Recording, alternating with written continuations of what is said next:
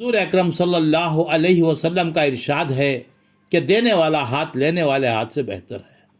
استاد علم دیتا ہے، اس لیے اس کی زبان، اس کا ہاتھ سے قلم لینے والوں شاگردوں سے بہتر ہونا چاہیے۔ سماج میں ہر ایک عہدے دار افسر کی غلطیوں کو معاف کیا جا سکتا ہے اور صحیح کیا جا سکتا ہے، لیکن ایک معلم کی غلطی اور غفلت کو معاف نہیں کیا جا سکتا۔ سماج میں ہر ایک عہدے دار افسر کی غلطیوں کو معاف کیا جا سکتا ہے اور صحیح کیا جا سکتا ہے، لیکن ایک معلم کی غلطی اور غفلت کو معاف نہیں کیا جا سکتا، اس لیے کہ یہ غفلت ایک نسل کی ترقی میں رکاوٹ کا سبب بنتی ہے جو ناقابل معافی ہے۔ استاد قوم کا امین ہوتا ہے، قوم کے نونہالوں کی خدمت کا دھنی ہوتا ہے، قوم کا معمار ہوتا ہے، معاشرے کی سدھار کا ضامن ہوتا ہے۔ استاد عظمت کا پاسدار ہے، استاد ایک عظیم کلاکار ہوتا ہے۔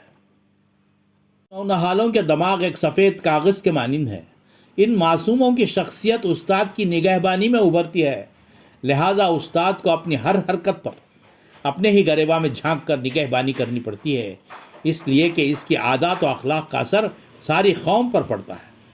استاد کی نگہبانی میں قوم کے نونہالوں کی خدمت ابھرتی ہے، اخلاق کے موتی نکھرتے ہیں۔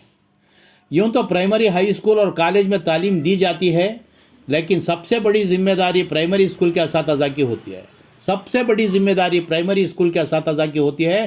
بچپن میں جو ماحول، جو اخلاق، جو کردار چھاپ استاد بچے میں سموتا ہے، وہی جوانی سے بڑھاپے تک بنی رہتی ہے۔